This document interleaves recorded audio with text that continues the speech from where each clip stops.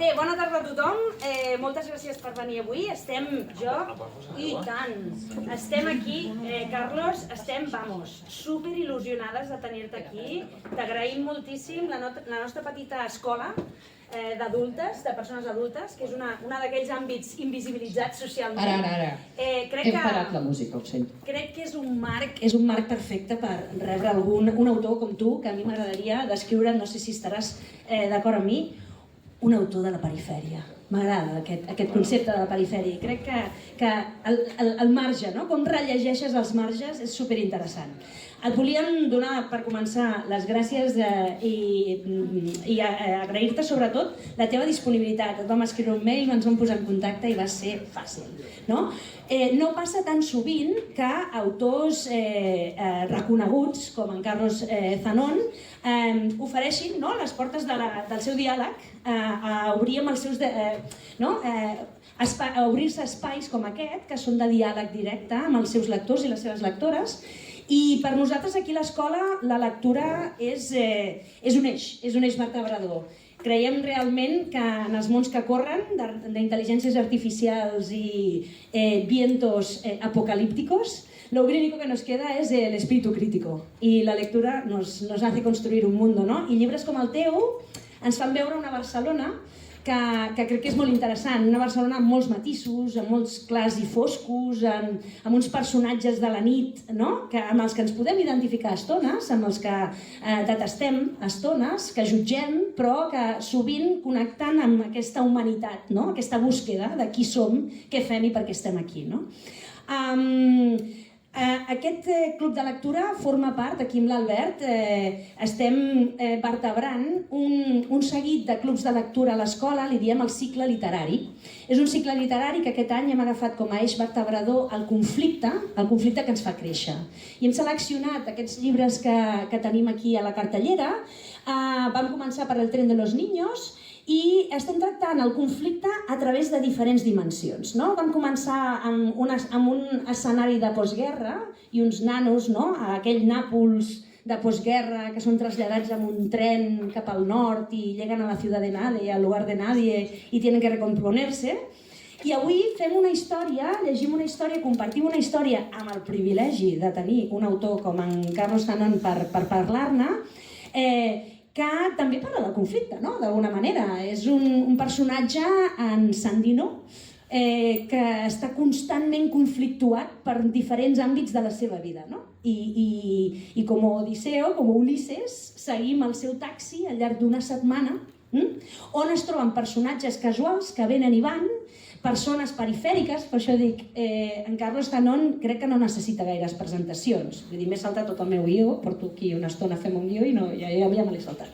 Però la idea era aquesta, presentar aquest autor que ja sabeu que té una obra extensa, que ha tocat molts gèneres. Nosaltres t'hem posat aquí un títol, La Barcelona negra, Carlos Zanon.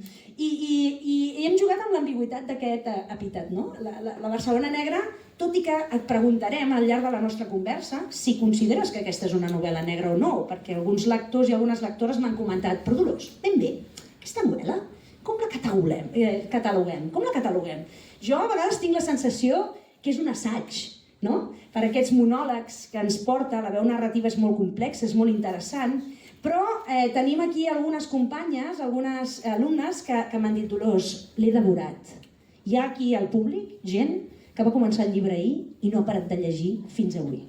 Això costa que passi, O sigui que t'agraïm que segueixis produint textos tan potents i que arriben tant, Jo et conec com l'escriptor del Baix Llobregat. Vam tenir l'ocasió de venir a l'institut on treballava i vam tenir un diàleg molt interessant amb en Queco Amat, te'n recordes? Amb els alumnes de primer de batxillerat. Avui el públic és divers, és interessant. Tenim testimonis que m'explicaven el meu sogre era taxista i aquest llibre me l'he begut perquè em ressonava la veu del meu sogre.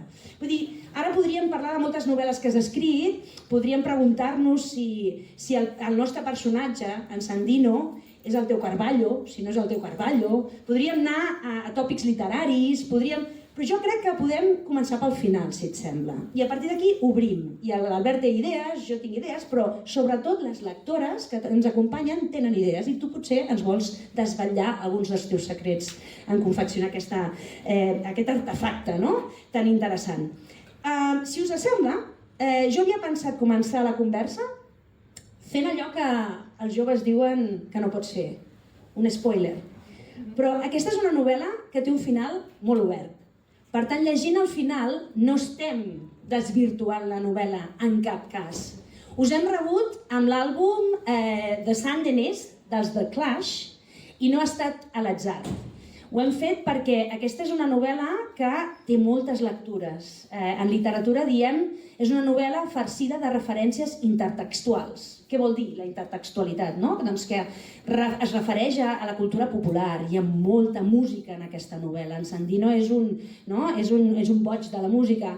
Però també hi ha moltes lectures creuades. Aquesta casa d'Asher em va agradar moltíssim, el guinyo a Poe. I li preguntarem totes aquestes referències literàries que moltes segur que ens les hem perdut. Perdona, estic molt emocionada i vaig molt ràpida. Sí, et preguntarem totes aquestes coses. Però, per començar, i com em diu la meva senyora estimada directora, baixem una mica el ritme, llegim l'última part, al final, l'últim paràgraf, i connectem.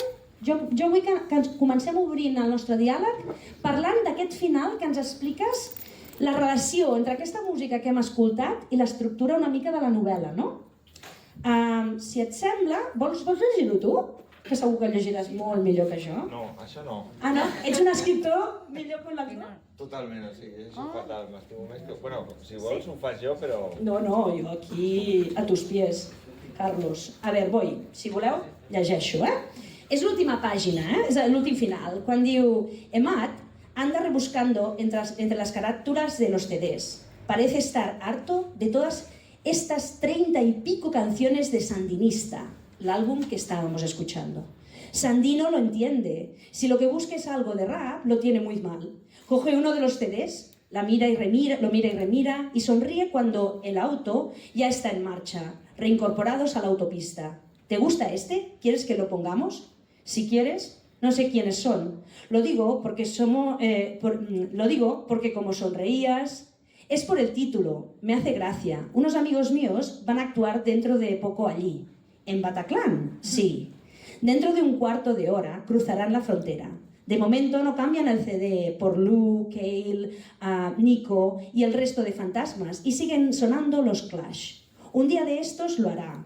Un día de estos, un día del mes de mayo, de cielos azules, cuando tenga mucho dinero, contratará un avión de esos de propulsión a chorro y dibujará entre las nubes, a la altura del barrio del Guinardó, Sandinista, para que sepan de su lealtad aún inquebrantable, inútil, absurda y hermosa. Que lo vean todos, que lo vea Nat y le queme lo no vivido con él. ¡Guau! Este final que nos habla un poquito del porqué de esos títulos enigmáticos. Carlos, nos has hecho... a mí me has hecho darle vueltas hasta que di con una canción. Ahí es donde yo pensé, amigo, cuéntanos.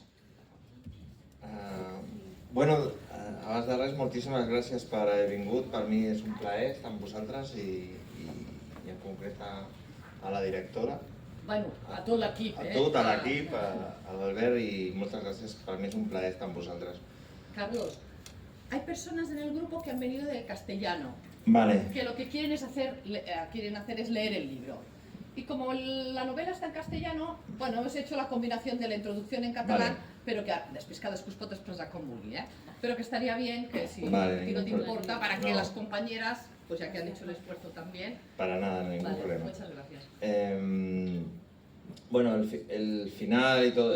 Bueno, la construcción de una novela siempre es una cuestión un poco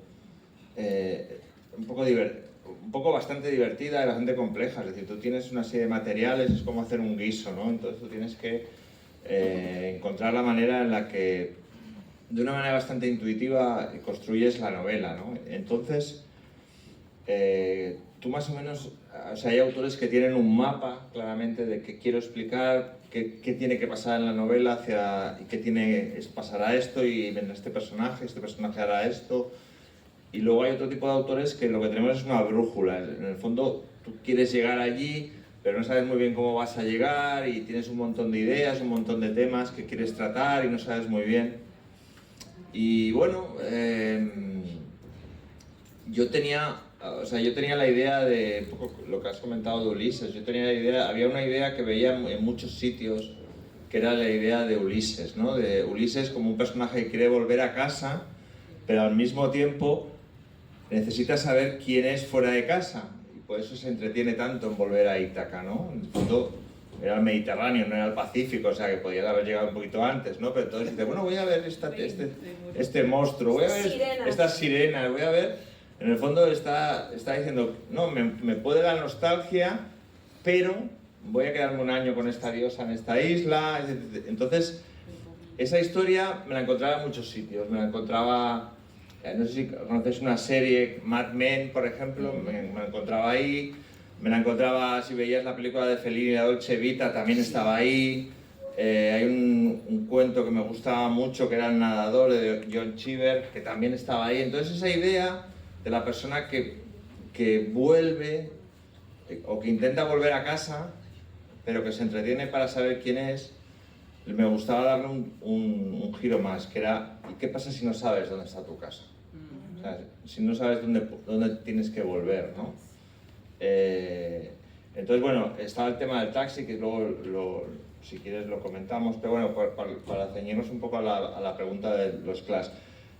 Necesitaba un personaje que se definiera, que le gustara la música, me apetecía, que le gustaran los libros, es decir, es un poco como somos un poco nosotros, de que nos hemos criado en barrios obreros para ser obreros de una fábrica o trabajadores, pero afortunadamente nos han dado unos estudios que nos han permitido leer a Fitzgerald, ¿no? Y entonces somos como una mutación entre gente que está destinada a cambiar tornillos, pero con la cabeza de un dandy, ¿no? Entonces yo quería hacer un personaje que fuera un poco así. Está haciendo el taxi como lo hacía mi padre, como lo hacían mis dos abuelos. Pero él le gusta la música, le gustan los libros, o sea, en el fondo no quiere ser nada más que eso, pero no le gusta lo que es. Entonces pensé, bueno, primero, ¿cómo quiero que suene la novela? Yo siempre, las novelas me tienen que sonar, o sea, la literatura es música. Y entonces pensé, me gustaría que sonase como los Clash, compacto, quizás no muy afinados, quizás excesivos, quizás un poco exagerados, pero que peguen fuerte, ¿no? Entonces pensé, yo quiero eso. Entonces pensé, bueno, ¿y por qué el personaje es un fan del grupo? ¿Y por qué es sandinista? Pues por dos razones. La primera, porque como la novela era muy larga, necesitaba un disco muy largo, entonces para poner un capítulo... Entonces lo que pasa es que el 30 canciones, ¿no? No, pero el libro se me hizo tan largo que tuve que buscar caras B, maquetas, o sea, tuve que hacer trampa, ¿no? Porque se me hizo más grande, pero era una manera de decir, tienes que escribir 30 capítulos, no te líes. Y luego... los Clash fueron un grupo que hicieron un disco que se llama London Calling, que era un disco como casi perfecto. Y entonces, luego sacaron este disco, que era un disco triple, que evidentemente les sobraban canciones, que probablemente no tenían que haber sido a Jamaica a grabar parte, muy exagerado, pero ellos se empeñaron diciendo, no, el mundo acabará dándonos la razón. Y dentro de 20 años, la gente dirá que nuestro mejor disco es sandinista y no es London Calling. Evidentemente el mundo no le dio razón porque era peor disco, pero entonces me gustaba que Sandino aún siguiera defendiendo algo que sabes que no vas a ganar. O sea, me gustaba esa idea de, vale, o sea, yo muero con esto. O sea, proclama de un... Exacto, o sea, yo me empeño con esto, como muchas veces nos empeñamos en defender algo que sabes que vas a perder, pero dices, bueno, yo quiero perder con los míos o quiero perder con lo mío, ¿no? Entonces, él tiene algo de fracaso, ¿no? También. Sí, bueno, de fracaso. Él es un insatisfecho, es decir, cuando hablábamos, yo me lo imaginaba, o sea, yo una vez a mi padre que le dije, yo cuando era chaval pensaba que mi padre tenía el mejor oficio del mundo. Él no tenía jefe, salía cuando le daba la gana, volvía cuando le daba la gana, cogía un coche, iba paseando por ahí por la ciudad. Y entonces un día me dijo, pero tú no sabes lo duro que es que tú nunca decidas a dónde vas. Es decir, coge un coche y está pendiente de que alguien te pare y que te diga, pues llévame aquí, llévame allí. O sea, tú no tienes ningún interés en ir a ningún sitio. Entonces es una especie de cárcel, de como una pecera, como si fueras un pez. Dices, mira, puedo ir por todo el mundo. No, pues tienes una pecera. O sea, no puedes salir de la pecera, pero tú dices, mira, ahora voy a ir a esta roca. Bueno, pero no puedes pasar. Entonces mi padre entonces pensé que en el fondo era como una especie de maldición de dios griego, ¿no? ¿Sabes? Como Prometeo que tiene que estar allí, pues el taxista tiene que estar dando vueltas en una ciudad sin ningún interés en ir ni en volver, todo el día lo mismo. Entonces me pareció que era una maldición de Ulises, ¿no? De que él es un personaje que no se encuentra bien en su casa, pero tampoco se encuentra bien fuera de su casa, que ha intentado crear otras casas y nunca ha conseguido crear nada. Entonces va un poco como a la deriva, como fuera un plancton, y un poco a donde le lleve la corriente, ¿no? Y bueno, y fue un poco, todo eso vas construyendo pues un personaje, una historia que sea más o menos fiable, es decir, que te lo puedas más o menos creer. Luego la historia de Nat, que también sale, pues bueno, en el fondo no dejó de ser un guiño a Marseille, un poco es el pijo aparte y Teresa Marseille, ¿no? Pero también tiene mucha parte de autobiografía. O sea, mi padre durante unos años iba a buscar al colegio y llevaba a casa a unas niñas de la parte alta de Barcelona. Mi padre estaba encantado con las niñas y de vez en cuando mi hermana de mí nos cogía los tebeos y se los daba a ellas, ¿no? Como si ellas lo necesitaran, pero era al revés, tenía que haber traído los tintines, los asteris a casa, ¿no? Pero se los daba a ella. Y bueno, nada, pues son cosas que se te van quedando en la cabeza, y a la hora de construir un mundo que es una novela, pues intentas meterlo todo lo que puedas y colocándolo. Y bueno, y entonces con lo del Bataclan, que es otra de las cosas, también me interesaba. Me gustan mucho los finales abiertos de las novelas y de las historias, ¿no? Me gusta el final de Blade Runner, cuando no sabes si es replicante o no. Me gusta mucho que en el fondo, porque la vida es así, se acaba y no tienes respuestas para casi nada, no sabes. Te has podido pasar toda tu vida con tus padres, pero se mueren y de pronto tienes 300 millones de preguntas, ¿no?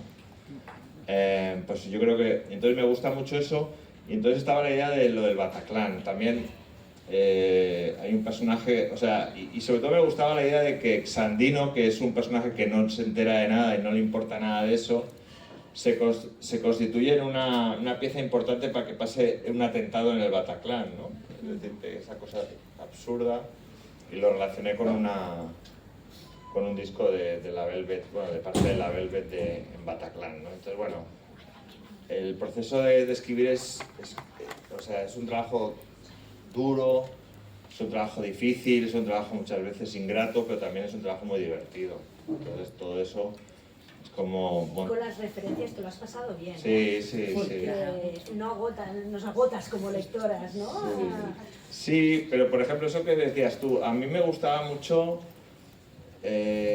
una cosa que se llama el senderismo. Por ejemplo, en una película que te gusta mucho, igual el protagonista está leyendo un libro y tú te quedas con el libro y dices, hostia, este libro, pues igual te lo lees porque lo has visto en una película. O yo lo he explicado algunas veces, o sea, yo leí Lolita porque en una canción de Police mencionaba a Lolita, o sea, el libro de Nabokov. Y entonces me gusta mucho que los libros o las películas o las canciones sean puertas que vayan a otro sitio. Tú las puedes seguir o no, pero yo he descubierto muchas cosas que me gustan mucho gracias a eso, ¿no? Entonces, quizás hay un exceso de eso, pero, o sea, ¿cómo explicamos las cosas? Las cosas, cuando tenemos que explicar cualquier cosa, echamos manos de todo.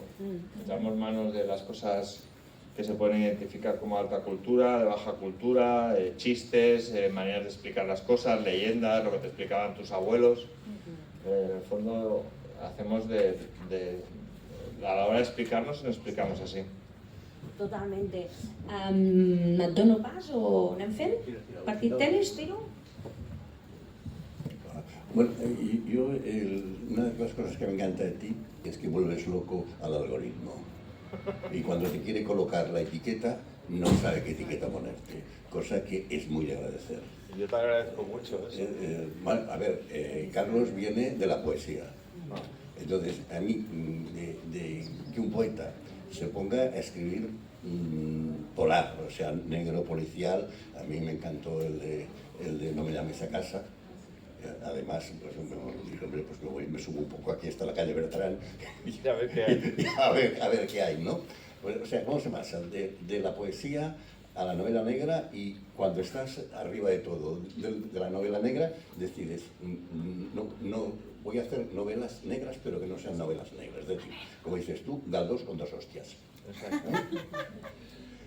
Entonces, esa historia, y bueno, y luego sobrevivir a la portada de Hiperión, que eso es drogadura. Entonces, eso aparte de que le cuesta al agente literario, le cuesta al editor, le cuesta a todo el mundo, yo le doy a la Nielsen y me dice que Zanón vende tanto novela negra que me viene a hacer experimentos, ¿no? Entonces, toda esta historia que quizá la gente que leamos, los lectores, todas estas cosas del inframundo editorial, nos quedan un poco ¿cómo se cambia y cómo se consigue sobrevivir al algoritmo? ¿Cómo se pasa del registro de poesía, novela negra, del de novela negra, a lo que yo llamaría realismo sucio, ¿no? Quiero decir, a mí te leo a ti ahora en taxi y me acuerdo de John Fante, ¿no? Que creo que está más en esa línea. Después están todas las trampas que hacen las editoriales, que dicen, hombre, la novela negra vende, pero mi sello editorial no puede rebajarse a tener novela negra. Entonces vamos a hacer una novela negra que parezca no negra. Entonces, toda esta ensalada, ¿cómo la ves? Bueno, o sea, hay muchas preguntas en la pregunta, pero bueno, te las contestaré todas por orden. Bueno, hay una cosa que está clara, que ellos siempre te matan. O sea, ellos siempre acaban matándote. O sea, el sistema, la industria editorial te acaban matando. La cuestión es que te tarden mucho o poco en pillarte. Es decir, si haces siempre lo mismo, te matan porque te haces siempre lo mismo. Si cambias mucho, te matan porque cambias mucho. Si no te pueden localizar en una determinada etiqueta, pues se ponen nerviosos. Si te haces viejo, porque te haces viejo. Si eres muy joven, porque eres muy joven. Matarte te matan siempre. Entonces... si no, no hay novela. Si no hay novela. No, pero qué decirte, y aparte, hay una vez leí un libro de Caposela, es un músico y es un escritor griego que hablaba de un tipo de música en el que ellos creen que tienes 2 opciones: o cuidarte mucho y hacer las cosas bien y ser una buena persona, que la muerte, que desde el principio de tu vida va por ti y te pilla, cuando te pilla y dices, pues mira, este señor se ha cuidado, tiene bien los pulmones, tiene bien el hígado, se ha portado bien, este señor viene de familia. O bien, destrozarte mucho y cuando la muerte te pilla y dices, joder, o sea, me he pasado toda la vida detrás tuyo para esto, para esta piltrafa, ¿no? Entonces yo creo que es un poco por ahí. Creo en la literatura como lector y como autor como una especie de religión. O sea, yo creo que no se tiene que manchar, tienes que ser tú, no puedes escribir mentiras. O sea, te puedes equivocar, te puedes hacer las cosas mal, puedes entrar en un proyecto que no te funcione, pero no puedes mentir. Entonces, si eso significa cambiar de registro o ser tú, pues da igual. Y si no te entienden, da igual, porque a ellos en el fondo les da igual. En el fondo lo que quieren es vender. Eso es así.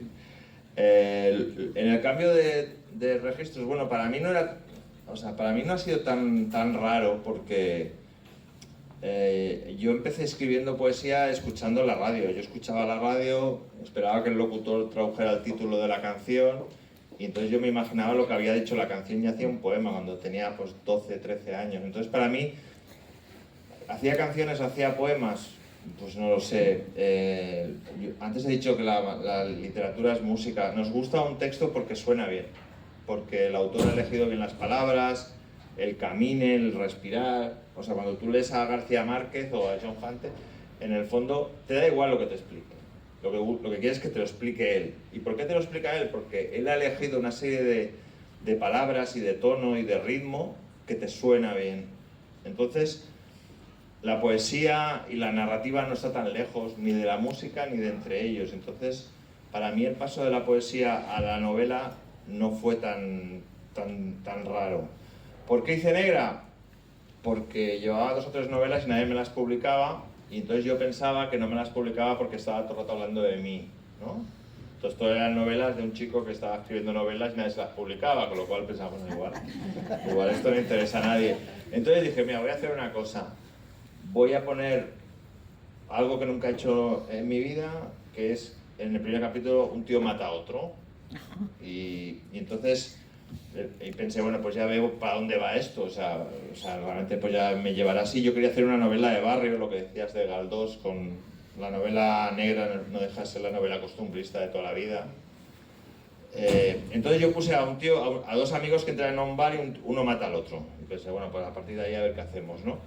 Entonces también pensé, bueno, pero ¿cómo le mata? ¿Con una pistola? ¿Con esto? Entonces empecé a preguntar, entonces una pistola, entonces me dijeron, bueno, pues pistola de qué tipo, soviética, americana, pistola o revólver, y yo, ¿no es lo mismo? No, no es lo mismo.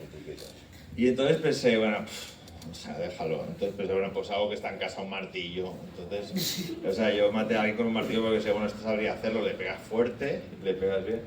Y entonces yo empecé, o sea, yo hice la novela, mi primera novela, yo no sabía que había hecho una novela negra, mi primer editor tampoco sabía que había hecho una novela negra, entonces fue la gente que empezó a pensar, bueno, pues es una novela negra un poco rara, se parece a tal a cual, cosas que yo no había leído nunca. Y bueno, pero entonces yo nunca me sentí cómodo en el policial, o sea, a mí el quién mató a quién no me interesa más por qué la gente puede matar a la gente o por qué la gente puede hacer, no sé, por hablar de novelas que son películas, Extraños en un tren o El cartero siempre llama 2 veces, son novelas y películas que te dicen, ¿qué harías tú? Es decir, ¿qué harías tú si matando al marido de la mujer que amas te podías quedar con la mujer que amas y el hotel? Pues igual, yo que sé, en un mal día igual me lo pienso. O ¿qué harías si te encontraras en un tren a alguien que dijera, yo mato a alguien que te está molestando y tú matas a alguien, nadie se entera? Bueno, podemos hablarlo, o sea, me gusta más ese mecanismo de la novela negra pura más que el policial que tú has comentado.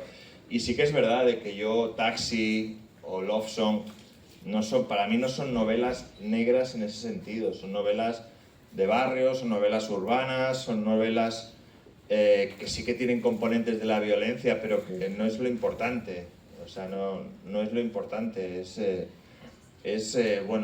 son otra cosa, son las novelas que yo quiero explicar, que intento hacer una trama para que la gente no se aburra y ya está, pero yo creo que son más novelas costumbristas con algo, si quieres, de violencia, que no es importante. Tampoco me gustan mucho las novelas de los autores que se pasan todo el día destripando a la gente, ¿no? Me parece que mejor que se fueran al psiquiatra, igual, ¿no? Que mejor que hacer novelas de esto. Y bueno, entonces mis cambios de género y de cosas pues vienen motivados de lo que me interesa hacer y la consciencia absoluta de lo que digo al principio. Ellos te matan, siempre. Ellos acabarán contigo, o sea, dentro de 5 años pues igual nadie lee mis libros. Y no es que yo haya hecho nada bien o mal, sino porque ya no soy novedad, o porque ya no interesa, o porque 1000 cosas. Entonces ellos intentan vender manzanas y peras, cuando tocan peras son peras, cuando tocan manzanas. Entonces ya que ellos te tratan así, pues al menos mantener una cierta independencia y una decir, bueno, vale, pues hasta donde llegue la carrera, pero cuando acabe la carrera yo habré hecho lo que he querido. Y yo más o menos he escrito los libros que quería, nadie me ha impuesto nada, he sido yo siempre. Y también te digo que yo estuve 20 años intentando que me publicaran una novela. O sea, yo estuve 20 años siendo rechazado por las editoriales, o sea, que sé lo que cuesta.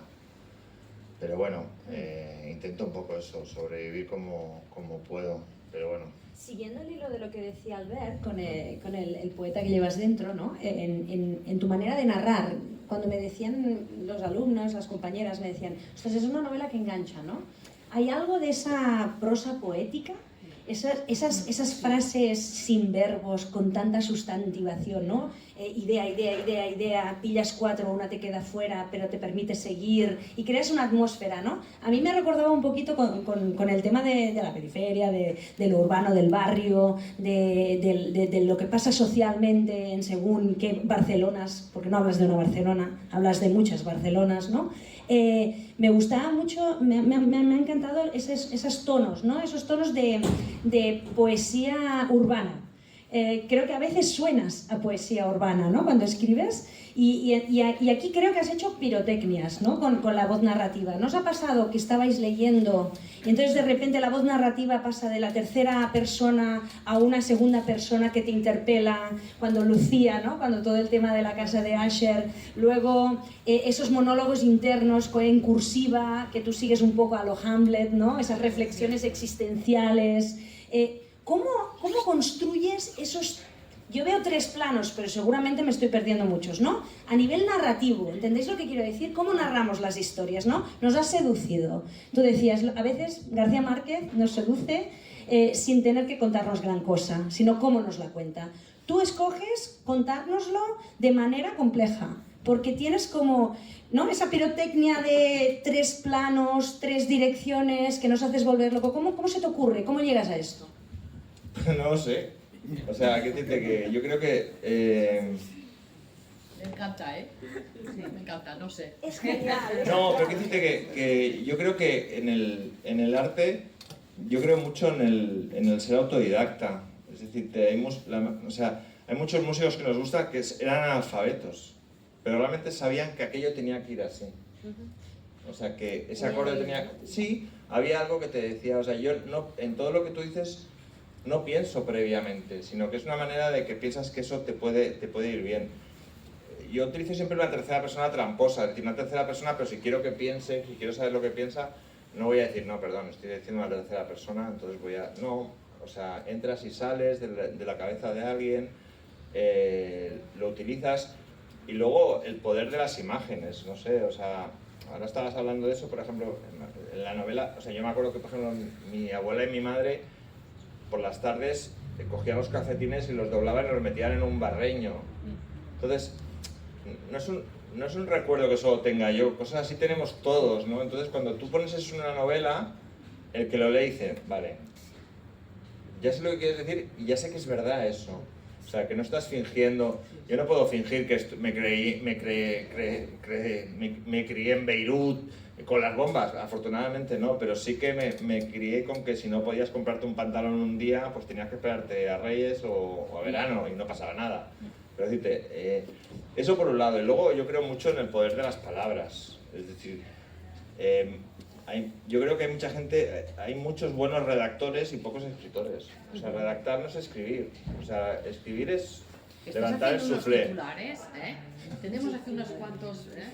No, pero que levantar un poco el suflé. Yo pongo un ejemplo de que, o sea, si yo os digo, todos vivimos y luego nos morimos, porque decías de los padres, ¿no? Pero tú dirás, muy bien, vale, has dicho una verdad, de perogrullo y ya está.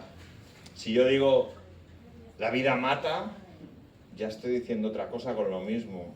Y una vez en una canción de Camarón, escuché que cantaba que decía que Dios, cuando naces, te condena a muerte. Y en ese momento, la cabeza se te vuela. Porque tú estás diciendo lo mismo, pero has empleado unas palabras, un hueco que tú dices, joder, o sea, Dios cuando naces te condena a muerte, o sea, ¡boom!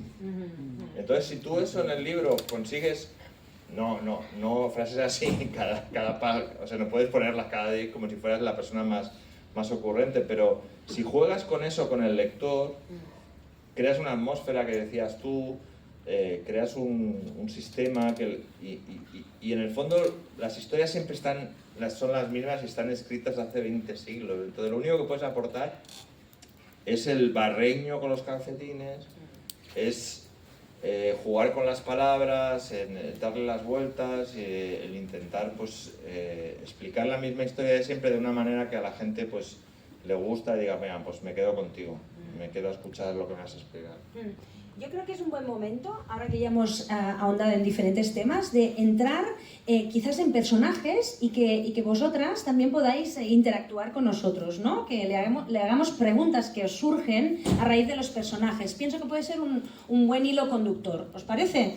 Empecemos con Sandino, si queréis, y luego pues llegamos a Lucía, a quien nos lleve, ¿no? ¿Qué os suscita este personaje? Yo cuando empecé a leer el libro, Sandino, bueno, a ver, más o menos por edad, son paisajes conocidos, por lo tanto tienen toda la... no solo son verosímiles, sino que para mí son reales, ¿vale? Con lo cual, entonces yo pensé, me van a dibujar un kinky, pero Sandino no es un kinky, porque Sandino reconoce una cita de Chesterton, que de unido en un taxi, ¿no? Y luego se codea con toda una cotidianidad novedosa en el momento, etcétera, etcétera. O sea, las reflexiones... Sandino tiene un abanico cultural amplísimo que no correspondería a la figura del kinky, pero que sin embargo se inserta, se infiltra, etcétera, etcétera. O sea, es un personaje que a mí, o sea, me gusta, porque sigue siendo un buscador cobarde, ¿no? O algo así, yo diría, ¿no? O así lo he entendido yo. Entonces me ha sorprendido mucho. Es decir, y la pregunta mía es, cuando te enfrentas al personaje de Sandino, dotarlo de una base cultural, digamos, sólida, ¿por qué? Bueno, ¿por qué no? ¿Por qué no? Sí, también. Claro, hacerlo una persona sin estudios, sin que... En el fondo lo haces más cliché, pero en el fondo lo haces que estuviera más a gusto en su sistema. El problema de Sandino es que estaría mejor no sé, él no está bien donde está, pero en parte hay un poema de Baudelaire que es El Albatros, que habla de que son los marineros, entonces han capturado un albatros, y el albatros es un ave que tiene las alas muy grandes, y entonces los marineros se burlan del albatros, le queman con la pipa al pico, y entonces el poema dice: el albatros, que en el cielo es majestuoso porque tiene las alas muy grandes, en la tierra esas mismas alas le impiden andar, le impiden escapar, y entonces en el fondo la cultura, o el haber visto algo más allá, o el haberte enamorado de verdad, o el haberte... si tienes que volver luego a la vida de civil, es un problema. Y entonces Sandino se encuentra con que él sabe que en algún sitio hay belleza, en algún sitio hay algo mejor, pero le está vedado, él no ha conseguido llegar a eso. Entonces su insatisfacción viene de ahí, no viene de que no le quieran en casa, de que no tenga dinero, de que no tenga éxito, sino que realmente no encuentra nada que le satisfaga. Y en parte la cultura es así, en el fondo es como Madame Bovary, es decir, si tú estás siempre lucubrando lo que podía ser enamorarte de una manera maravillosa, pues te hace infeliz en la vida normal, porque igual no estás viviendo esas historias. Bueno, pues el personaje tenía que tener eso, porque si no era muy sencillo, o sea, hacer un señor que, bueno, pues mira, pues estoy haciendo el taxi y ya me está bien, y a ver cómo ha ido el Barça, y bueno, y hasta me pego un carajillo, y nada, y mira, que tía más buena, y me voy para casa. O sea, vale, pues entonces ese tío está en su sistema, entonces como está en su sistema no tiene ninguna insatisfacción, no dice, me estoy perdiendo algo, ¿no? Si no leo a Chesterton, o si no veo una ópera, o si no sé, o si no veo... me quedo un rato mirando los pájaros en el cielo, ¿no? O sea, Sí, pero sé reconocer a Chesterton. O sea, sí. no me interesa, pero soy capaz de reconocerlo. Exacto. Hay esa búsqueda de la belleza y la insatisfacción de no conseguir atraparla del todo, que yo creo que nos pasa un poco a todos. Pues ese anhelo fáustico, ¿no? Es un Fausto de la Barcelona del Guinardó, ¿no? Sí, sí, es un alma robada un poco a eso, pero yo creo que nos ha pasado un poco a todos, o sea, incluso, o sea, un poco, si hacemos autocrítica, nos hemos dejado fascinar por las películas, por las canciones, por los libros, y en el fondo no dejaban de ser cuentos, y luego a la hora en nuestra vida personal, diaria, eso nos ha producido insatisfacción, eso también es verdad. Eso es algo que, no sé si pasamos más el micro, pero a mí como mujer, como lectora mujer, Sandino me incomoda mucho con ese anhelo fáustico, que lo entiendo mucho con la lectura porque lo comparto con él, me fascina su mundo literario porque se asemeja mucho al mío, creo que vienes de estudios ingleses y se nota, ¿no? Todas las referencias. Pero luego el trato con las relaciones, ¿no? Ese usar y tirar mujeres constantemente, ostras, me enfada muchísimo y me coloca en un lugar muy incómodo, ¿no? Esa relación con esa Lola bastante... No sabemos demasiado de Lola, ¿no? Claro, tenemos a nuestro antihéroe que nos hace navegar por ese Mediterráneo de Barcelona, ¿no? De acuerdo, lo entiendo, pero... no sé si os ha pasado a las demás lectoras y los demás lectores, esa constante buscar el cuerpo de esas otras mujeres, el cobijo de esa cama, pero sin ningún brillo, sin ninguna conexión, no hay vínculo, ¿no? Es un tío que le cuesta vincularse, ¿no? Me da la sensación, y a mí esto me incomodaba. No sé, lanzo la pregunta, a ver qué dicen tus lectores. Soy aquí y decía, este señor podría estar en Lima. Seguro que si se pone al volante de Lima, igual de educado, igual de complejo, se vuelve hasta más salvaje porque la Lima es un caos. O sea, tú te subes un volante y eres otro, eres un demonio. Y me parecía que, yo no sé si este señor representa una generación, representa un momento de tus recuerdos, porque se debate tanto entre lo que decía Los, entre los parches que le ponen en la vida, no procrastina el momento de encuentro con su mujer, con el momento de verdad, y vive de los recuerdos para, o sea, lo veo que no se encuentra, que, o sea, me parece el antihéroe, pero además que me has permitido conocer más Barcelona con otro personaje, sí. Y me has permitido, que tuve, o sea, primero comencé a leerlo muy rápido, gracias a Albert que me puso las pilas, y luego cuando comienzo a leerlo, ya me monté un espectáculo en la casa, porque voy a poner la música de fondo, la canción del título, las referencias que además no son muy punk, es más rock, qué sé yo. Entonces comencé a reaprender y decía, voy a ver el Google Maps, porque manejabas unas situaciones y unas... O sea, la verdad que una locura. Entonces lo que me lleva a un capítulo me pasó de, no sé, 20 minutos a 2 horas, por las pausas que tenía que hacer, pero me he regodeado mucho. Entonces, regresando a la pregunta, Sandino representa una generación, podría ser universal, podría estar en cualquier ciudad. Yo casi lo veo como que sí, salvo porque el personaje de Barcelona me parece tan importante en la novela.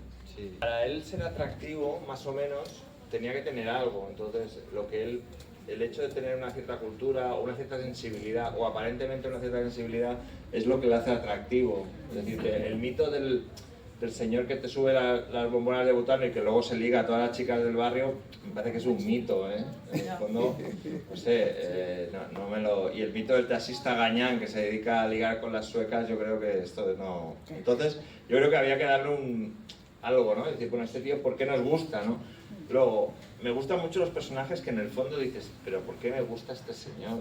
Claro. Que eso es muy de novela negra, es decir, tú estás siguiendo a un par, a Bonnie and Clyde, y dices, ojalá no los pillen, se han matado 70 personas y han atacado otros bancos, pero tú dices, hostia, ojalá se salte, ¿no?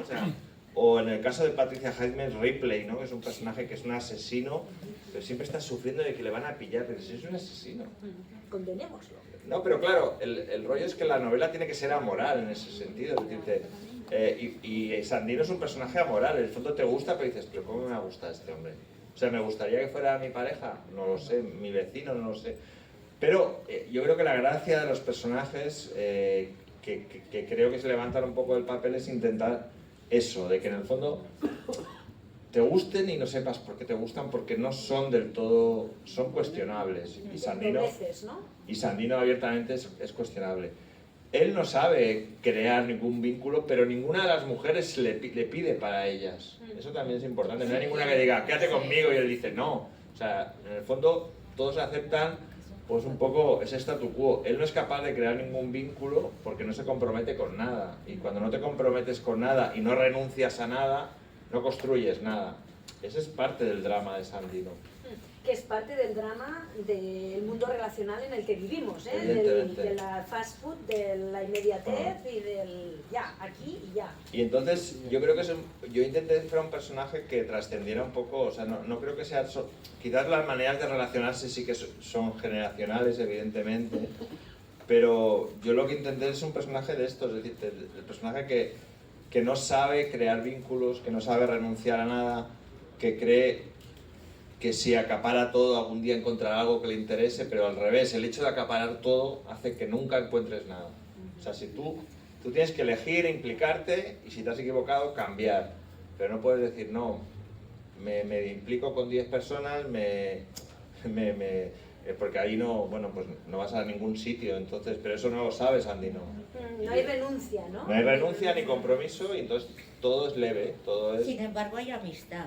Sí. Porque el valor de la amistad está, porque con la Sofía se enrolla, ¿vale? Pero porque no hay atracción física, ¿eh? Exacto.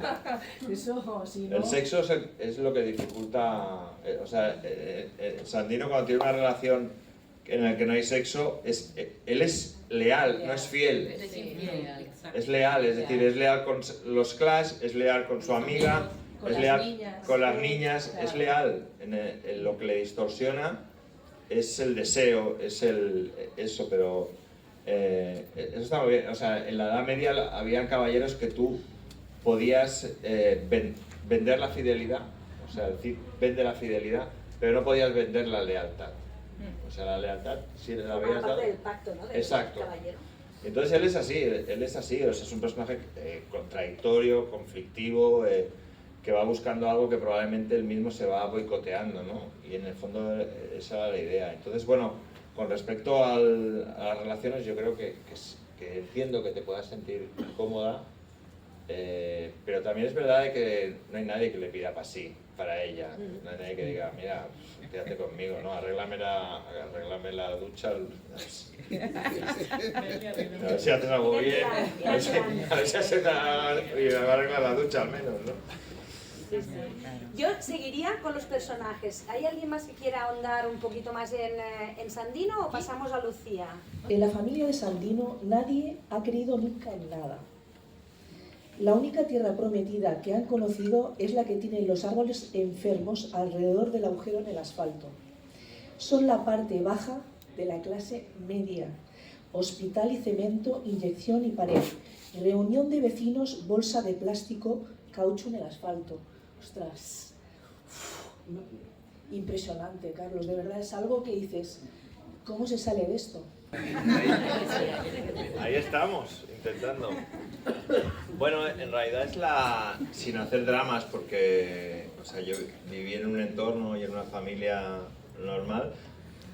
Es una familia que mis padres ya son de Barcelona, pero mis abuelos es de fuera, pero mis abuelos nunca tuvieron la nostalgia de volver al pueblo o a otros sitios. O sea, solo tenían Barcelona, llegaron aquí en medio de la guerra.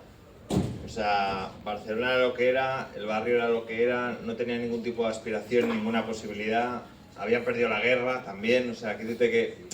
Entonces vivías en un barrio alejado del centro, con lo cual nunca pasaba nada, nunca importabas, y eso es lo que yo tenía, es decir, yo añoraba, por ejemplo, mis amigos, por ejemplo, que cuando era verano iban al pueblo, porque al menos tenían un sitio donde ir, estaba la abuela, las gallinas, las fiestas, en cambio yo era otro día más en la oficina, o sea, pero no solo por cambiar de aire, sino porque no tienes raíces, porque Barcelona, si siempre has estado en Barcelona, no tienes raíces, o sea, estás un poco así, ¿no? A menos que pase tiempo, entonces yo creo que es eso, y luego, bueno, es una novela...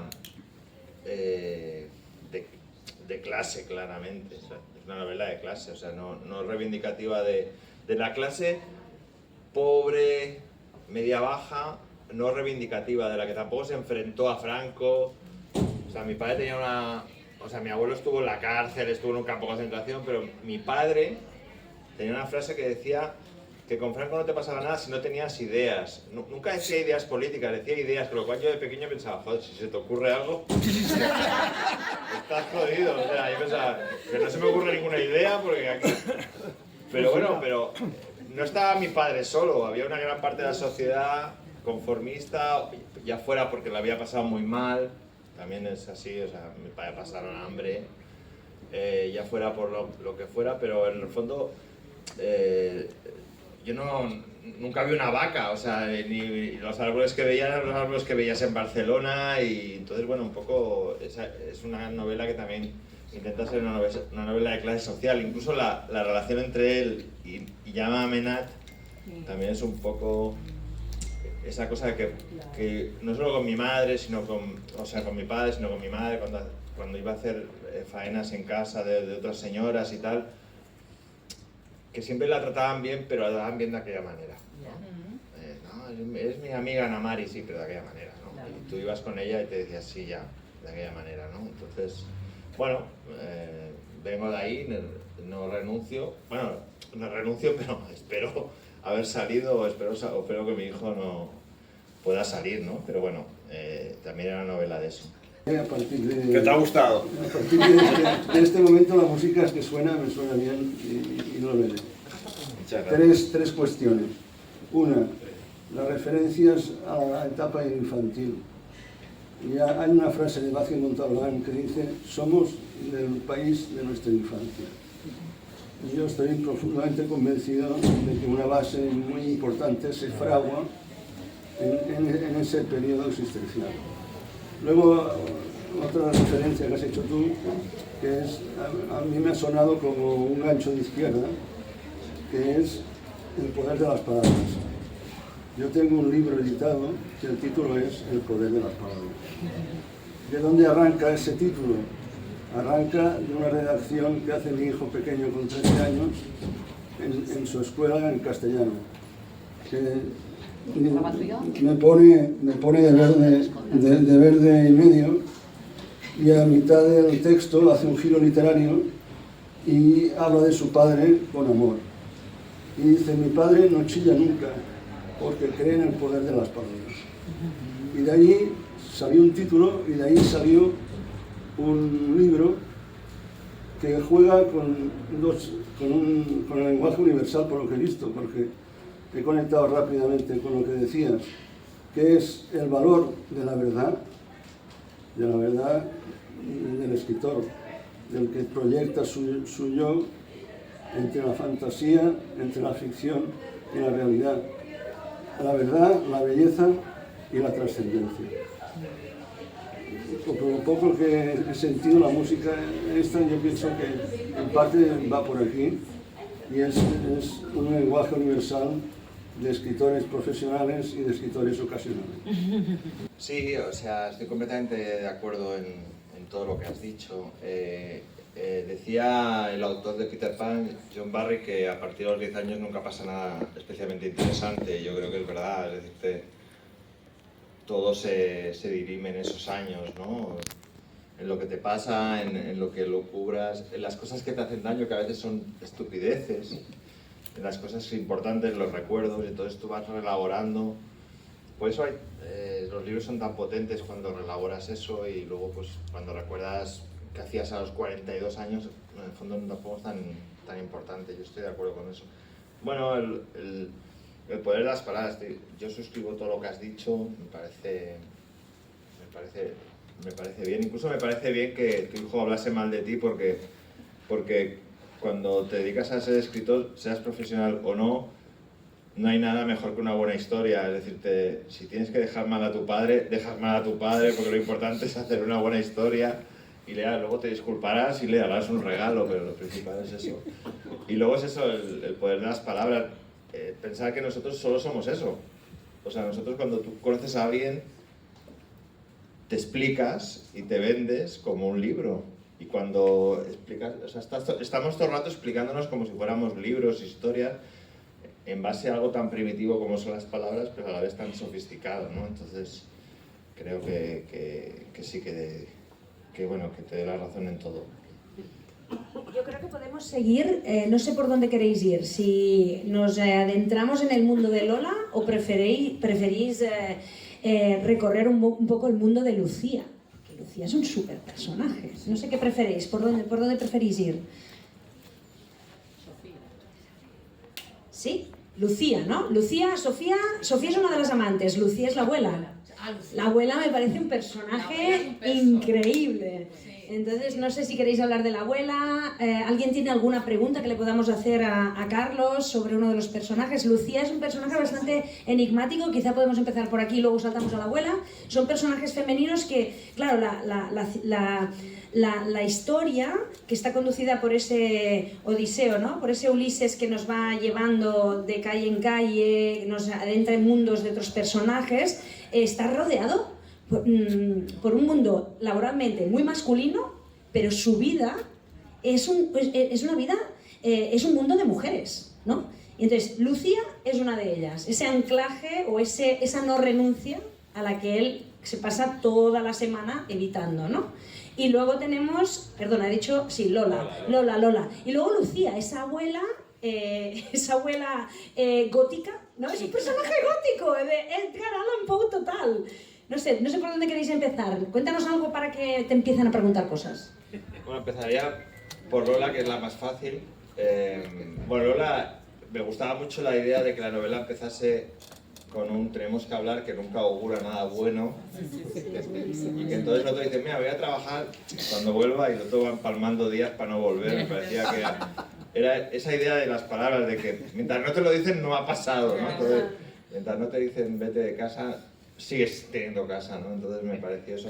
También no deja de ser, o sea, es obvio de que no quiero que nunca hable con ella, o sea, no sale reflejada, él habla de ella, pero siempre mantiene un respeto, y en el fondo la novela tiene una estructura que es la Odisea, o sea, el Odiseo hay dos veces que casi llega a Ítaca, pero Lola es Penélope esperando, ¿no? No, y entonces en el caso, Lola es Ítaca, más que Penélope es Ítaca, es decir, es tierra. Y entonces, bueno, yo creo que intenté hacer un personaje con respeto, que se aguantara, y no quería enfrentarlos. A ellos dos nunca tienen esa conversación pendiente, ¿no? Y yo creía que era un poco el motor. En el caso de la abuela Lucía, bueno, os voy a decepcionar, pero la abuela Lucía es que era mi abuela. ¡Oh, qué personaje! No nos decepcionas, cuéntanos. No, o sea, ahora la gente cuando tiene algún tipo de enfermedad mental, pues le das pastillas y más o menos esto, pero antes era que tenías una abuela rara. Sí. Entonces, no sé, mi abuela, para entretenernos a mi hermana y a mí, se quitaba la dentadura y nos perseguía. O sea, eso hoy en día la llevaban a menores, o sea, claramente. O yo qué sé, o sea, mi abuela, cuando yo me quedaba con ella porque mis padres se iban, freía un huevo cada día. No, el lunes freía 7 huevos, uno para cada día. Entonces, el del lunes y el martes estaba bien, pero el del jueves era cosas raras. Entonces mi abuela, pues sí, mató a mi abuelo básicamente, y entonces estaba un poco inspirado en eso. Mi abuelo y mi abuela se llevaban mal, muy mal. Entonces de pronto mi abuelo empezó a sentirse como flojo, o sea, se sentía flojo, no se podía mover y tal. Entonces nosotros decíamos, vamos al hospital. Mi abuela, no, hombre, no, cosas de viejo y tal. Mi abuela había mostrado un interés muy interesante meses antes por un caso que había salido en El Caso, de una señora en Valencia que había ido matando a su marido con matarratas poco a poco. Mi abuela tuvo, luego todo esto lo reconstruimos a posteriores, ¿no? Pero mi abuela hablaba mucho de esa señora, pues mira qué fuerte, poco a poco, no se da cuenta y tal. Bueno, mi abuelo iba degenerando poco a poco, ya no se movía, no. Y entonces, un día lo llevaron al hospital y se murió. Era mi abuelastro. No que lo quisiera, pero vamos, que no era el padre de mi padre, era mi abuelastro. Entonces nada, se murió. Y entonces mi padre y yo fuimos al hospital de San Pablo con mi abuela, y entonces mi abuela le dijo al médico, no le hagan la autopsia. Pero ahora, esto es más normal, pero en el año 86, autopsia, ahora con los TSI, pero mi abuela no era una persona especialmente leída y todos miramos a la abuela. ¿De dónde sale esto? Entonces ella Rizó, dice, no, es que somos testigos de Jehová. Y para nosotros el cuerpo es un templo. Y entonces mi padre y yo, luego a la abuela digo, ¿desde cuándo somos testigos de Jehová? O sea, hace 10 minutos. Y mi abuela, no, es que los médicos empiezan a toquetear y tal y cual. O sea, mi abuela se empezó a comportar un poco más raro de lo que ya se comportaba. Bueno, y entonces nada, luego empezó a que le daba miedo quedarse sola. Entonces, otra de las cosas que piensas, vivíamos en una torre, entonces mis padres decidieron que yo durmiera con mi abuela, no en la misma cama, pero... ¿Qué edad tenías? Tendría 15 años o algo así. Entonces yo estaba con mi abuela, el orinal, y yo, y mis padres arriba, con mi hermana, y yo pensaba, joder, pues haber venido mi padre, que era su hijo, ¿no? O sea, pues si venía mi abuelo. Entonces yo pensaba, si viene mi abuelo, yo paso, o sea. Yo me llevaba bien con mi abuelo, o sea, viene mi abuelo, ahí la tienes. No, pero entonces, nada, no, y entonces siempre empezaba a decir, no, si supierais lo que he hecho, vosotros, abuela, no, os lleváis mal, pero que nada, cosillas vuestras, no sé qué, tal y cual. Entonces un día en San Esteban nos lo dijo, no, es que lo he matado, no sé qué, entonces siempre me acordé, hostia, lo primero que dijo mi madre, rápida, dijo, bueno, a partir de ahora usted no cocina. No me extraña. O sea, lo que más me... Yo con 15 años pensé, no hemos dicho, la llevamos a policía, o por qué nos mató, o no, o dónde lo enterramos, no. El primero me dijo, usted ya, la paella como que se acabó. Y nada, bueno, esto vivió más años así, entonces mi abuela, entonces yo conviví con una persona loca, y entonces, siempre me explicaba historias súper locas, que entonces era un personaje como muy potente. Es que ahora me estoy hablando de cosas, pero bueno, o sea, una vez me dio una pelota de tenis, me dijo, cuando yo tendría 7 8 años, hice una pelota de tenis para que juegues con tus amigos, pero no la pierdas porque me la dio Santana. Ah, sí, también vale. Sí, sí, Santana. Y yo pensé, y entonces con esa pelota nunca podíamos jugar mis amigos y yo que la perdíamos, claro. Solo era, toma. Y luego pienso, o sea, qué cabrona, o sea, tú de Santana, ¿cuándo lo conociste? Entonces mi abuela tiene un montón de historias y nada, la pobre mujer, bueno, vivió fantásticamente bien en un mundo de cuerdos. Y bueno, entonces el personaje es un personaje que tampoco tiene mucha trascendencia en la novela, en el sentido de que Sandino sería el mismo, la historia sería la misma, pero me hizo gracia poder meterla... Bueno, pero eres muy sutil, o sea, sí que tiene una importancia, ¿no? Porque la reflexión sobre la verdad, la mentira, sobre la fantasía, yo creo que es un personaje, claro, yo pensaba, genial, qué personaje ¿Qué gótico, imaginado? claro, y la casa, ¿no? The House of a Full of Usher, que habla de esas relaciones. Edgar Allan Poe tiene esta historia preciosa, que es una alegoría de la toxicidad de las relaciones personales en la familia. Y yo pensé, este hombre es un maestro. Y resulta que es tu abuela. La realidad supera la ficción, ¿no? O sea, la que es buena era mi abuela, creando historias. No, sí, pero sí. También te das cuenta, por ejemplo, nosotros vivíamos en una casa en la que todo el mundo había tenido mucho apego para no dejar. Ni mi abuela, ni mi abuelo, ni mis padres y tal. Y en el fondo tú te das cuenta que lo mejor que podía haber pasado es haberse ido de esa casa, haberse ido de esa toxicidad de... Claro, nosotros vivíamos 4 abuelos, mis padres, o sea, aquello que era muy divertido, pero también era un ambiente que hubiera ido todo mucho mejor si cada uno hubiera tenido su nido, ¿no? Es un poco, eso también es así. Incluso para crear a Sandino con una especie de... O sea, para que se pudiera vincular, es decir, tú te tienes que separar de tus padres. Hay un poema de, creo que es de Galeano, me parece, o que dice que hasta que no se mueren tus padres tú no te enfrentas a quién eres de verdad. Entonces, en ese sentido, yo creo que Sandino viene de todo ese magma de no haberse podido desgasajar, ¿no? Y es verdad, sí, o sea, es un personaje que la novela funcionaría bien, pero sí que es verdad que Sandino nunca ha tenido claro qué es verdad y qué no, y qué son sus fantasías y qué no. Y entonces, bueno, el personaje de la abuela era muy así. Y también me permitía lo de la escena de de las cenizas. Esos puntos grotescos, cuéntanos, es que yo me he reído, o sea, lo de las cenizas es fantástico, y la arena del gato. Sí, bueno, eso sí que es ficción. No, pero sí, bueno, son ideas, o sea, la idea de las cenizas, cuando se murió mi abuela y la fuimos a incinerar, tenías que ir al día siguiente, entonces me dijeron, bueno, pues ves tú, y fui yo, entonces yo llevaba al colegio a mi hijo, que era pequeño en ese momento, entonces me dijo, papá, ¿puedo portar-me las sendas de la yaya al cole? Y yo pensé, no, porque las vas a perder. Y la cosa quedó aquí, pero entonces se te queda un poco en la cabeza y piensas, bueno, si se las hubiera llevado, se hubieran caído y te metes ahí arena y todo esto, ¿no? Qué historia, ¿no? Sí, pero bueno, mi hijo se las quería llevar para enseñárselo a sus amigos, a mi abuela. Bueno, la familia está tocada, que está claro. No hemos salido muy bien ninguno.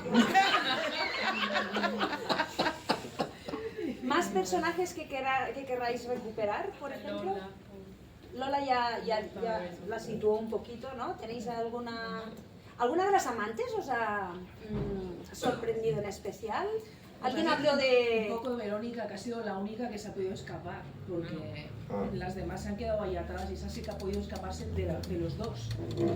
Del marido, que menudo marido, y de Sandino, que también no la apoyó como la tenía que haber apoyado. Es la única que dentro de lo que cabe ha podido escaparse. Sí, es verdad, es uno de los personajes. Hay el personaje de Sofía que aparte de ser amiga, a mí me gustaba mucho porque en los libros no sabe mucho, es una persona tacaña. Y no pasa nada, pero es tacaña. O sea, el típico amigo que nunca cuando vas a pagar siempre es el último, ¿no? ¿Sabes? Entonces, en los libros hay mucha gente que es muy así, pero los tacaños o son muy tacaños o no son tacaños, entonces me gustaba que esta fuera una tacaña. En el caso de Verónica sí, es la única que ha podido escapar, que también era un poco la idea de no, te puedes ir. O sea, te puedes ir, o sea, te puedes escapar, o sea, esto no es una pecera en realidad. Tú te puedes ir y puedes empezar una vida nueva, ¿no? Que también era un poco la idea del libro. El personaje del marido es Polifemo, o sea, también es la idea del monstruo, ¿no? Y sí, yo creo que es un personaje que a mí me gusta bastante, el de Verónica, y sobre todo por su valentía y por ver que con ninguno de los dos iba a ningún sitio, ¿no? Eso también es decir, no sé, bueno... Inteligente, ¿no? Es valiente porque se marcha embarazada sola y ante un panorama que de saber lo que te vas a encontrar, por lo menos... Sí, pero supo leer que con Sandino, o sea, él tenía que hacer su propio proceso, pero ella no iba a hacerle mamá ni se iba a ningún sitio. Entonces, es un personaje que a mí me gusta y me gusta que lo hayas comentado, vamos. Creo que podríamos ir... Hay un elemento que a mí la novela me sugería, y es el tema, ¿cómo tratas tú, ya que el marco, ¿no? Digamos, es el conflicto en nuestro ciclo literario de este año? Hemos escogido el conflicto en unos tiempos en los que el conflicto está en el orden del día. Una de las cosas que a mí me sorprende de la novela es cómo tú exploras las formas estructurales de violencia a la que los personajes están expuestos constantemente. Entonces eres muy sutil, ¿no? Has dicho antes, es que a mí me aburren las novelas que sang i fetge, vull dir, que no me dicen nada, ¿no? Entonces tú eres muy sutil, ¿no? No eres pornográfico, eres erótico con la violencia, ¿no? Y nos vas dando dosis de esas violencias estructurales que dominan nuestra ciudad. A mí esto me ha interesado especialmente. Entonces, no sé cómo lo habéis vivido vosotros, ¿no? Esos tics de racismo constante, ¿no? Con los que él convive. La agresividad y la violencia que supone la ciudad, ¿no? La ciudad divide diferentes mundos, ¿no? Estas personas que él lleva a según qué lugares y los espacios en los que transita por la noche, que son muy diferentes. Montjuïc y su universo, ¿no? El cementerio. ¿Cómo te planteaste trabajar la violencia de alguna manera? ¿El conflicto es un eje vertebrador? Porque es algo recurrente en tus novelas, ¿no? Bueno, sí, de una manera, o sea, me interesa cuando la violencia es un lenguaje. Yo creo que la violencia a veces se ejerce cuando no se saben explicarse las cosas, cuando no todo es estoy bien, estoy mal, hay muchos matices, y entonces digamos que la cultura y explicarse y hablar y convivir te permite matizar, ¿no? Me encuentro mal por esto, estoy angustiado por esto, ¿no? Cuando tú no tienes esos recursos, utilizas la violencia, ¿no? Eso por un lado me interesa. Me interesa lo que dices tú, o sea, no somos una ciudad especialmente racista y clasista, pero somos una sociedad racista y clasista, es decir, no colgamos árboles negros en los árboles, pero hacemos sentir a los que no son como nosotros, sobre todo si vienen de países que son más pobres que nosotros, que son distintos. Y al mismo tiempo sentimos una adoración un poco pastelosa hacia los países y la gente de países más ricos. Eso es así. El tema de la clase, o sea, hay que decirte que la relación de Nat y Sandino, o sea, yo creo que es importante los matices. Es decir, si tú una denuncia la das de una manera a brochazos, no te queda bien. Yo creo que las cosas son mucho más sutiles, porque en la vida las cosas son mucho más sutiles. O sea, te haces sentir que sobras o que no es tu sitio de una manera muy sutil. No viene un guardaespaldas y te dice, esta no es su fiesta, váyase, no. En cómo visten, en cómo te tratan, en qué sitios puedes pagar y otros no, es eso. Y luego hay una cosa que en las novelas funciona, que es la violencia hacia las mujeres sin ser un panfleto. O sea, siempre hay un mundo de hombres que solo saben, que hay momentos en que solo saben utilizar la violencia, y entonces siempre hay en medio mujeres que tratan de sobrellevar el huracán, ¿no? De saber cómo salir de aquello, de pensar, de calmar, y todo eso es eso sí que es un mundo que me ha interesado explicar, ¿no? De una manera sutil, ¿no? A veces la violencia, es decir, existe violencia muy absolutamente brutal, pero no es mi territorio, o sea, no. Mi territorio quizás es... A ver, mi territorio no es alguien que coge a los hijos, está separado, coge a los hijos y los quema, o que mata a alguien. Mi territorio es aquel señor que se pasa toda la vida, cuando habla con sus amigos delante de su mujer, hablando mal de ella. O sea, me interesa más eso. Me interesa más la persona que cree que no sirve de nada porque le han hecho pensar que no sirve de nada. Me gusta más eso. Sí, el abordaje a mí me pareció Súper interesante el abordaje en esta novela, especialmente, pero en otras que he leído tuyas, el abordaje de la violencia relacionada con ese sentimiento de soledad, ¿no? Siempre hay una doble cara, ¿no? Hay siempre un pliego, ¿no? Una doblez, una brecha, ¿no?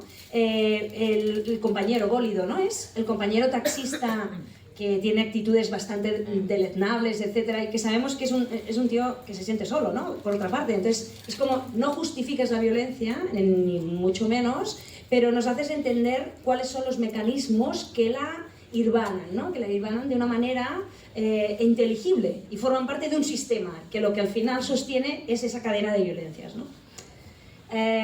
¿Alguna cosa que os suggereixi que no haguem tractat porque estamos abusando de Carlos esta tarde en esta charla? Esto es una clase de literatura. Total. Hoy es un sueño. Aquí lectores, autor y un espacio como el CFA Rius y tal. Es que esto es maravilloso. Venga, chicas, chicos, ¿qué tenéis en el tintero que no hayáis hablado? Tenemos al autor aquí. Algo que os gustaría saber sobre otras novelas, quizás, su momento, la última que publicó, 22, ¿verdad? Love Song. No sé, ¿alguien tiene alguna cosa? ¿Por qué empiezas en martes? Es una curiosidad, ¿eh? Empiezas en martes y acabas el lunes. No sé, pero había un motivo. No sé, pero había un motivo. No lo sé. Quizás porque me lo estoy inventando ahora, quizás porque el último día Sandino libraba o algo así, pero yo sé que fue por algo, o sea, fue por algo. Quizás fue por no empezar con lunes y todo esto. Son los mismos días de la Dolce Vita, eso sí, eso sí que es... Que es uno de los epígrafes de... ¿no? Sí, sí. Entonces, pero no me acuerdo por qué lo hice. Pero había algún motivo, pero no me acuerdo. O sea, pero sí que me acuerdo que había algo. No sé, si me acuerdo algún día, os lo digo. ¿Hay algo de ti en Sandino? Wow, qué pregunta. Bueno, yo creo que... La abuela. No. Sí, no, yo creo... Sí. Pero yo creo que en todos los personajes tiene que haber cosas tuyas. O sea, todas las novelas son autobiográficas. Lo que no es autobiográfico es la anécdota. Lo que pasa, lo que no pasa. Pero lo que hay en los personajes eres tú. Eres tú en determinadas situaciones que igual no te han pasado. Entonces, quizás... O sea, no, la vida de Sandino no es mi vida, pero sí que me ha costado mucho implicarme, comprometerme. Sí que me ha costado mucho saber qué me estaba pasando, porque no estaba bien en ningún sitio, porque no encajaba en ningún sitio. Entonces, si yo suelto todo eso, dirá, vaya coñazo, ¿no? Pero entonces si lo hago en una novela, dice, pues mira, tiene un interés, mira, le han robado el taxi, tal... Crea valor. Claro, entonces... es eso, pero sí, en todos los personajes, no solo en Sandino, en todos los personajes estás tú, porque si no, no te pasas 2 o 3 años haciendo una novela para hablar de otro, ¿no? O sea, es así. Y es curioso y que quizás no es solo el autor, ¿eh? Yo no sé si vosotras, a mí, Sandino, hay muchos de sus dobleces que no me gustan y me irritan, pero hay otras partes con las que estoy de acuerdo y con las que me puedo sentir identificada, ¿no? Todas tenemos un poco de Sandino, ¿no? ¿Y todos? Hay, no sé qué... Me parece que Patricia Highsmith tiene un libro de cómo escribir una novela o algo así, y dice que siempre hay alguien que te dice, te tengo que explicar una historia que es para ti, porque... Entonces ella siempre dice, cuando se lo empiezan a explicar, nunca dejaba que le explicaran el final, porque si le explicaran el final ya no lo iba a escribir. Es decir, historias que parecen que tú las puedas escribir, si no las haces tuyas, no tienes una motivación, a menos que sea periodística, para escribirlo. Y en el fondo, todos los personajes de las novelas, en el fondo cuando pasa el tiempo, te olvidas de que iba a las novelas, te quedan los personajes. Y muchos de los personajes que nos gustan mucho son complicadeces y tienes, no sé, el Capitán Ahab, realmente, o Ana Karenina, son personajes que realmente dices, me siento identificado, pero hay muchas partes que no me gustan, porque hay muchas partes de nosotros que no nos gustan. Eso es la historia. Como 20 años intentando publicar un libro.